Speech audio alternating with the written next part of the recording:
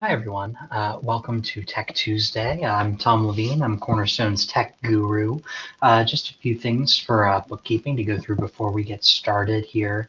If you have any questions throughout, please go ahead and type it in the chat or in the questions box, and I'll be getting to it at the end of the presentation. Just to let you know, we'll be going through some bookkeeping options like our 2020 reward trip. If you write new sales between January 1st and December 31st of this year, you can qualify for our cruise to the Caribbean.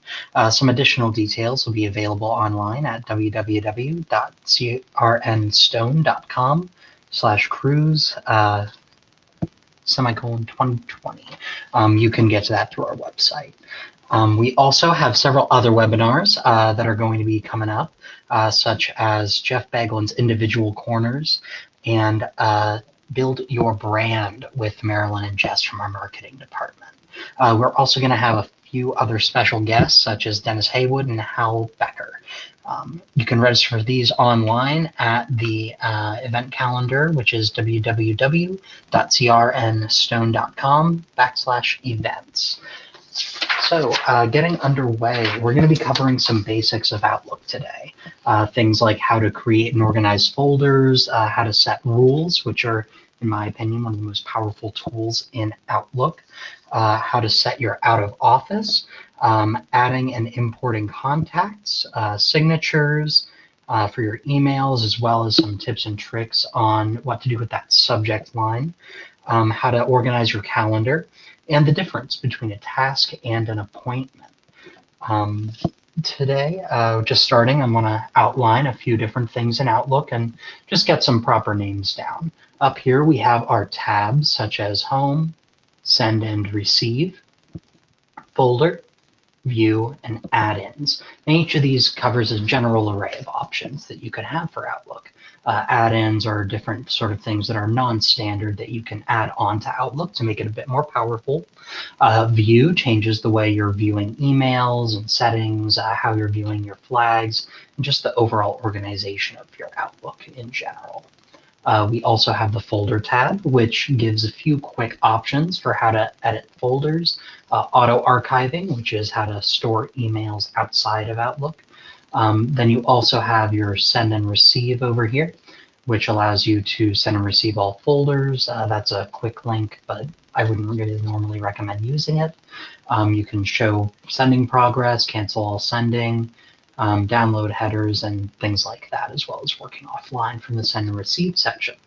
You also have this Home tab here, which is what most people stay in Outlook.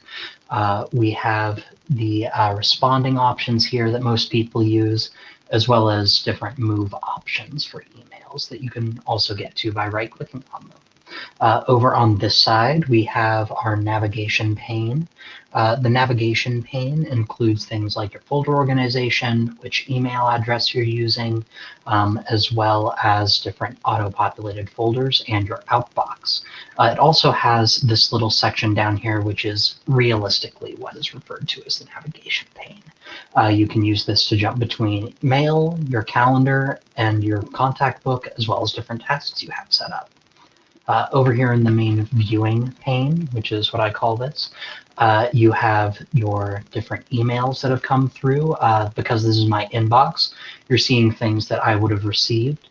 Some versions of Outlook, you can enable this from the View tab, have like a little separation here, and then a view preview for your email over here called the reading pane. I don't have that enabled because we deal with a lot of secure information here, but a lot of other company emails do have that, so I just wanted to give it a brief mention. We also have this over here, which is our to-do bar. It includes different calendar options and task options that'll be really quick. We'll cover that a little bit later.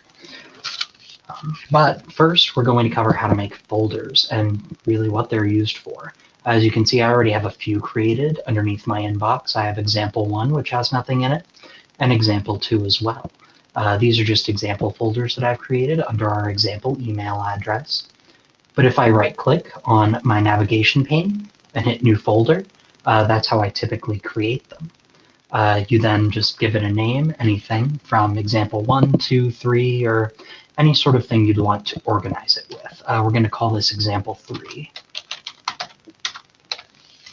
And then we also get to choose what type of option will go in the folder. Most people only use folders for mail and post items, which is why it's the auto-populated option, but you can also create calendar item folders, contact item folders, and other things if you want to organize with folders that way. Then you get to select where to place the folder. This option here is what confuses a lot of people when they're going in and editing the folder options. If I click down here on inbox, you can see I already have the example 1 and example 2 tiered. If I click on example, it'll create the folder underneath example, but not underneath inbox, which is what I'm going to do just to illustrate what that means. Most times when you create a folder, it'll auto-click your inbox option, and most people just keep it that way. I'm going to click OK here to show you where example 3 will go. As you can see, it went here at the bottom. This is just because it's a folder underneath of example@crnstone.com, and it is not located within the inbox. If I wanted to change that and move my example 3 folder into the inbox, I would drag it up here and drop. As you can see, I now have example 3 listed underneath inbox, and when I click on it, there's nothing in there. To move between folders with your emails, you would just click and drag, and then we can drop it in that example 3 there. If I click on this example 3, now you see the older email image right here, which is this subject line. This is just an example email that I sent to myself, but realistically, you could do this with anything. And as you can see, it takes it out of your inbox. A lot of people like to use this to organize different emails. Under my personal account, I have a separate one for Tech Tuesday, which is how I keep track of that, just as an example. You can also tier folders underneath of tiers, which is something that I use as well, just to use my personal organization. You can drag a folder underneath of a already subfolder to put example 3 under example 1. And items in example 3 are not visible in example 1 or in our inbox. This brings us to my second point, which is actually rules. Rules such auto sorting incoming emails and delaying outgoing emails are, in my opinion, the most useful tool in Outlook. This is because with Outlook, you can do things that are smarter than just hitting send, and have all of your emails get automatically forwarded or organized. If I go underneath Manage Rules and Alerts under the File tab, I can access these rules. This is my normal rule that I have set up, and it defers delivery of all emails by 3 minutes. This is something that I like to use because if I forget to attach something and I think, oh, did I attach that? I can go back into the pending email and reattach. That's why I like to use it. And we're going to set up this rule as an example. In order to do that, I would first select only on this computer and not for other computers. That's already auto-selected as our first option, and I'm going to click OK. Well, I'm sorry, actually. We were going to go into a new rule first. My apologies. Then we're going to select the blank rule template. We're going to apply this rule because we're delaying messages sent by 3 minutes on only messages I send. We can also use this to stay organized, such as moving messages from someone to a folder, sending messages with a specific word in the subject line to a folder, which is what I do for Tech Tuesday. Or you can move messages sent to a public group to a folder. There are other options under here that really you can just play around with, but for now we're going to select Apply Rule on Messages I Send and hit Next. Next we have all of these different options. As you can see, it has a phrase with a blue underlined word or phrase as well. The blue in this is the part of the phrase that you're going to edit. If we refer back to my rule, and you can see the description here, I have apply rule after I send message, and on this computer only. as my next phrase. The reason I have that clicked is I don't want this rule going onto any other computer that I'm using. You can also do it from any RSS feed or with specific words, and that's how you would start doing the emails from specific people and changing that up. I'm going to then select next, which you have to do after you do every single phrase. This is how you move through your options when creating rules. Next, I'm going to click Defer Delivery by Minutes. And to do that, I'm going to go under Defer Delivery by a number of minutes. As you can see, the a number of section here is underlined. So I click the checkbox, and then I click our blue option in the step 2, which is Edit Rule Description. I can defer the delivery by 1, 2, 3, 4, however many minutes I want. Just for this example, we're going to use 1. And then I'm going to click Next. That is our exception area. So as you can see, we've set the rule to the computer and defer delivery by a minute. So now we add exceptions. These are exceptions to the rule, like defer delivery by 1 minute, except if, and this is where I use it to send interdepartment emails. Let's say you want to delay only outgoing emails to people not within your company. You can use the except option for except if sent to people or public group. Just click that. You can use different people or public groups that you already have listed in your contacts there, or you can just manually type an email into that option. If I click under here, it just gives a list of different emails. And that's just a decent example. I'm going to delete this actually from the options, which is something you're going to need to do if you want to know how to edit rules. If you just uncheck that box, that'll undo it. Let's say I wanted to go back and edit the deferred number of delivery minutes. I actually wouldn't normally have to go back. I could just click on the blue option underneath the rule description, no matter where I am, to edit that. But if I wanted to fully delete it from my line, I hit back and click again. We're going to go ahead and add that back in just to complete the rule, and then I'm going to hit finish. It says this pop-up here, which notifies that it's a client-only rule and will process only when Outlook is running. This is a pretty standard message that you're going to get if you click this computer only. It also just lets you know that it's only going to apply while Outlook is open, which is the limit for most rules. And then I hit apply. Actually, I'm going to uncheck my last rule first. And that will mean the rule is now enacted. Unfortunately, from this email address, because it is locked off from our system, I can't actually show you the delay on an email and how that would apply. But typically, it would go under Outbox if you typed up an email and hit send. And then you could edit it anytime within your window for that selected rule. I'm not going to get into how to do the auto forwarding and auto organization today, simply because those are a little bit more complex. But if you do have any questions on how those would be set up, please feel free to give me an email after the presentation. Next up, after using rules, we're going to have to know how to do an out-of-office email, which is kind of along the same lines.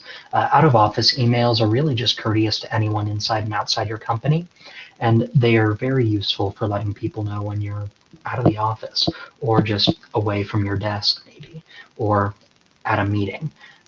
To enter that, you would go under File, same way you would getting to Rules, and hit Automatic Replies. Currently selected is Do Not Send Automatic Replies. And as you can see, I can't really type in any of these boxes. This is because it's currently turned off. If I hit Send Automatic Replies, I now have access to this field under here, which is how I edit my emails. Typically, the steps I'd recommend to go through are going straight down the options. I like to restrict all of my out-of-office emails to personal timeframes. I'm going to just select the 20th as an example.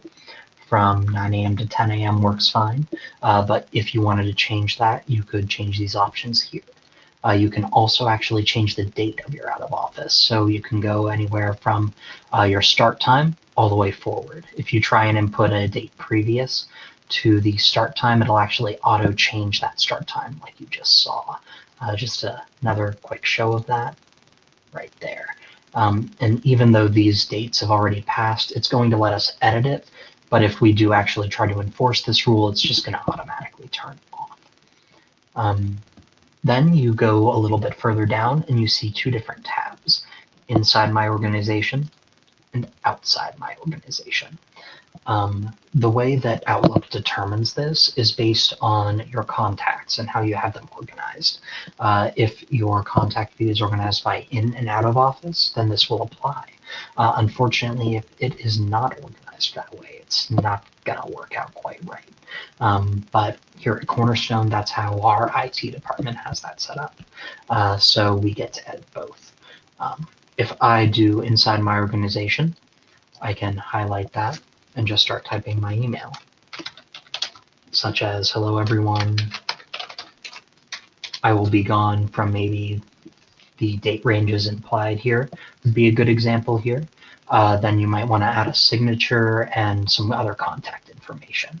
When I'm out of the office, I like to include our general contact information for my department, as well as what you should do in case it's an emergency. If someone has a very urgent question regarding something that you're about to do, it might be a good idea to maybe include your cell number or other contact information for people they could get in touch to. This ensures that all of your clients will be happy and probably stay with you. You can also do that for the outside my organization, and like I said before, this would allow you to customize your messages. If you wanted something for inside your organization and outside your organization to be separate, so that your clients might see one message, but maybe your receptionist would see another, that's where you would really get the most use out of this.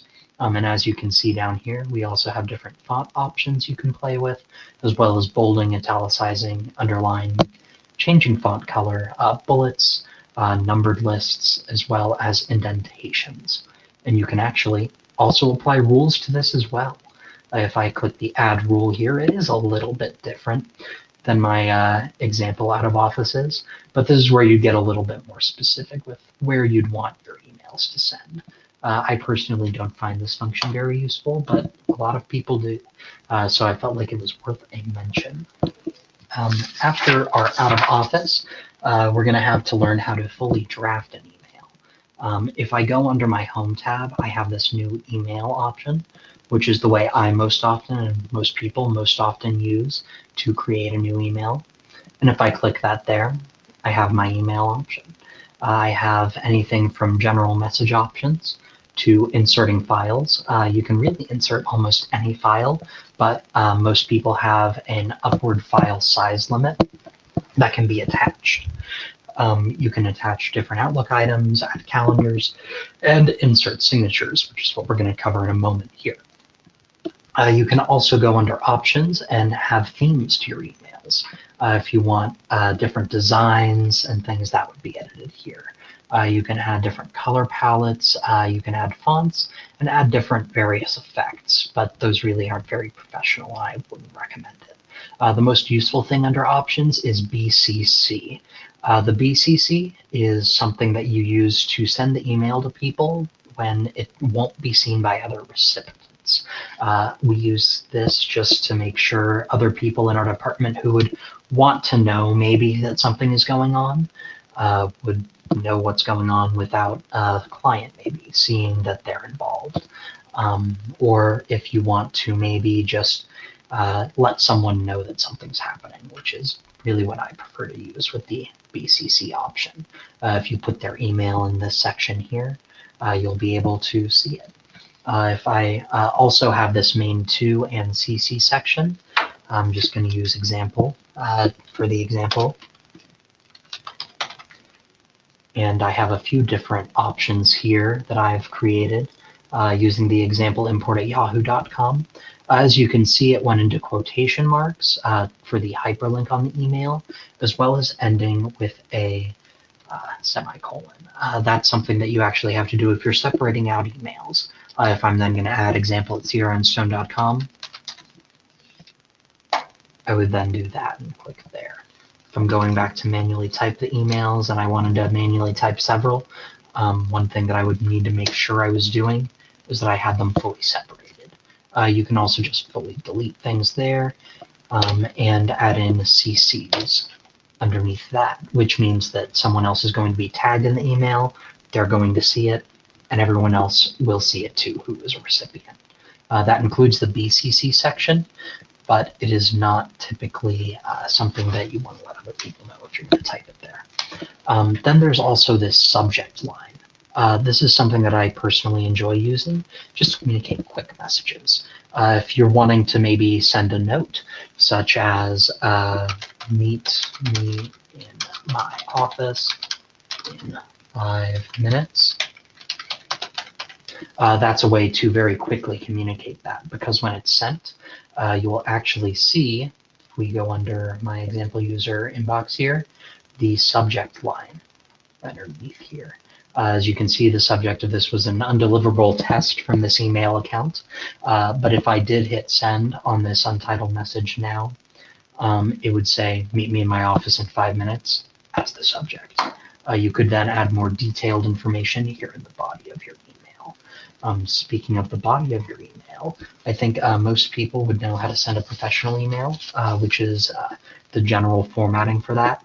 But one thing that a lot of people miss, actually, under the Insert tab, is how to create a very effective signature.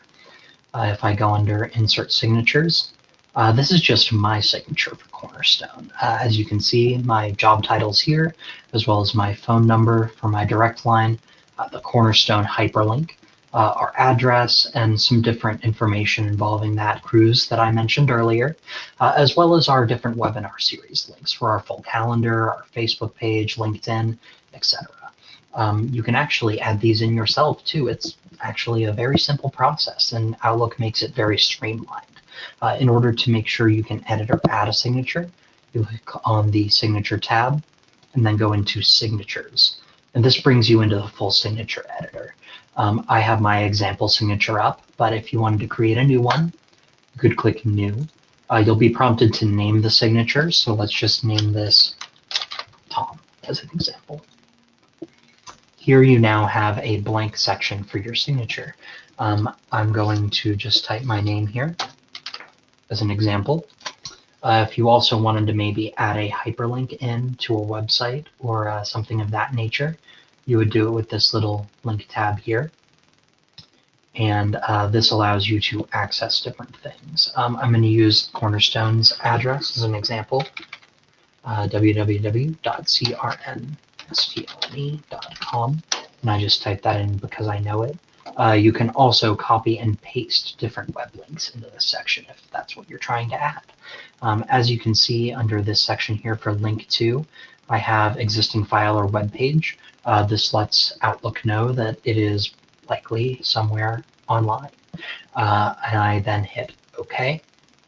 And now we have our crnstone.com hyperlink. If I control click on this outside of this email editing tab, it'll actually open up to our Cornerstone web page, and I'll show you that here in a second. You can also add business cards, which are already auto-created through the address book, which we'll be covering momentarily, as well as adding pictures, images, attachments, whatever you really desire. This just makes signatures a really effective communication tool. Like I said before, it's a very good idea to add in different links to different promotional events that your company is using, or maybe a link to some interesting news article. That's something that we use in our mass mailers as well. As you saw, I exited without hitting save, but my Tom signature is still available. Unfortunately, when I click it, it didn't save any of what I added, which is something you need to be aware of when you're editing signatures. In order to actually save your signature, under here, we're just going to add that hyperlink again as an example to Cornerstone. And then I would click Save, and that will save my signature. Then when I insert my signature, I can click on the hyperlink with a control click. And it actually opens up this window here for our web page. Once it loads. Our servers are a bit slow this morning. But here we are on the Cornerstone webpage now. Like I said, signatures can be a very powerful tool, and it's something that everyone should really know what to do with if they're going into business trying to communicate with clients.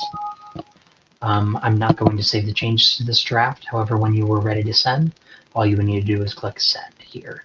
If you have different emails set up, so like I do right now, one for the example at crnstone.com and one for my Cornerstone email, which is Levine@crnstone.com, you could switch back and forth from those using that drop down as well.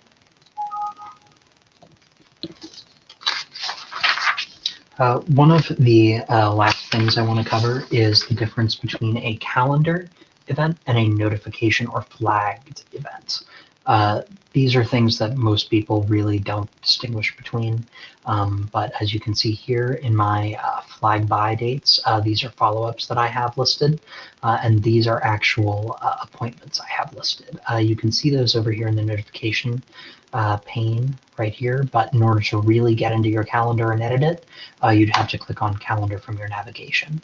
As you can see, I have an example appointment set up here, but you can also edit and add events by double-clicking. If you double-click on that, such as Untitled Appointment Now, it'll give you access to a blank one. You can edit the start time and date of the appointment using these options in here, and using the ribbon underneath the appointment tab. You can access a scheduling assistant, which shows you generally what you have set up. And you can even invite other people to attend this, which is, in my opinion, the main difference between setting an appointment and setting a task, which is that little flag event that I mentioned. You can also set events up to recur, which is something that I do to remind myself about what Tech Tuesdays I have coming up. If you click on that recurrence option, it'll give you different ways to recur.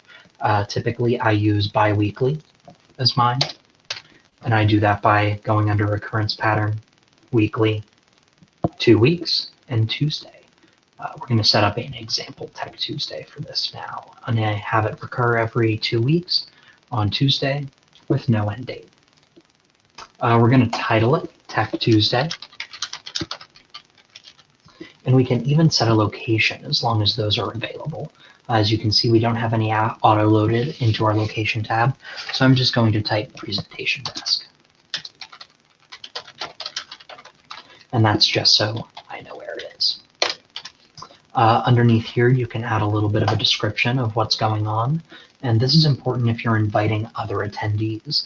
The reason being because when they receive this notification for sending and receive, when we receive the notification for the appointment, this area here is what they're going to see, as well as any other attachments you add into the appointment. It's important to think of appointments really as communicated email.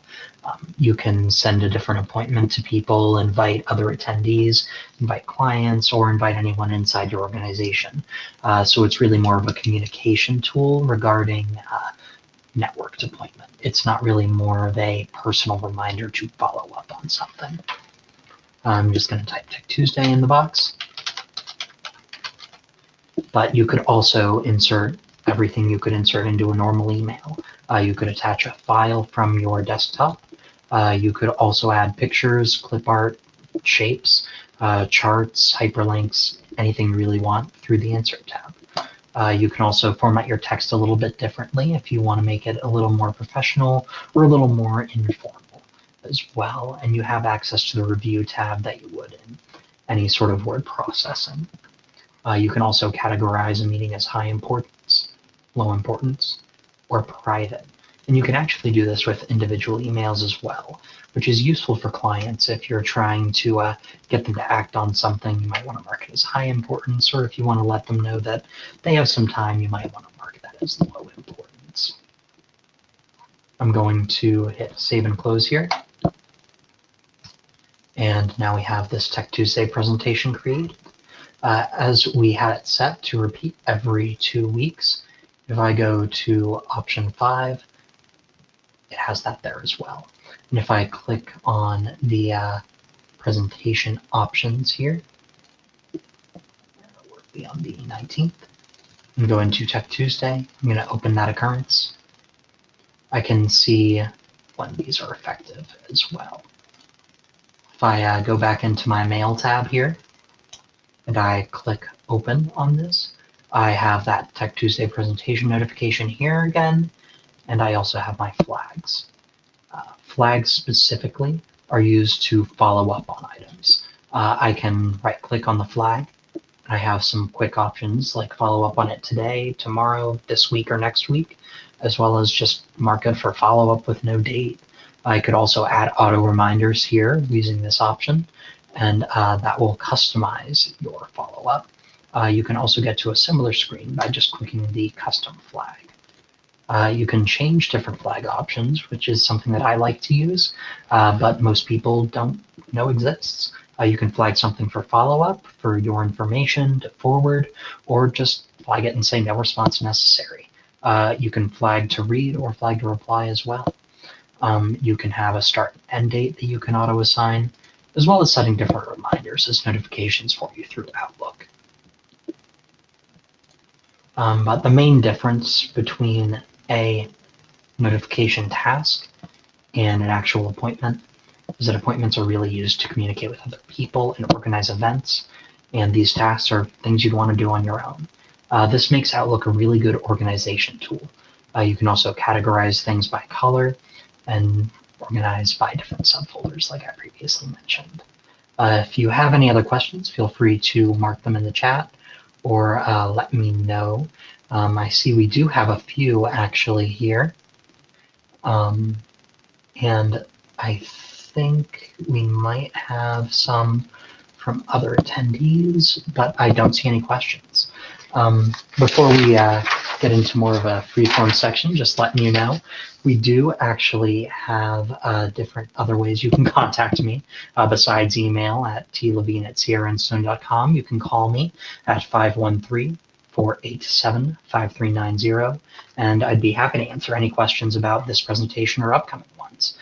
Feel free to reach out to and connect with us as well on LinkedIn, Facebook, or our YouTube page, which is just Cornerstone Broker Insurance Services Agency on YouTube. We actually do upload videos of these presentations if you want to review to that website as well. So you can review that. I think this one might be up by Friday. We also actually send out a brief PowerPoint presentation on how to set these things up and how to use our presentations as like quick notes. If you want that, please feel free to email me at the previously mentioned address, tlevine@sierraandstone.com, and I would be happy to send you that as well by request. Next time on Tech Tuesday, we're going to cover Excel 101, which is actually one of my favorite topics. It's very useful for keeping track of finance, but you can use it for a variety of other things as well. We're going to cover things such as formulas, how to set up and lay out charts, and how to use pivot tables, which is something that I know everyone really enjoys. So if you're interested in learning about Excel, that'll be our next presentation on the 5th of March.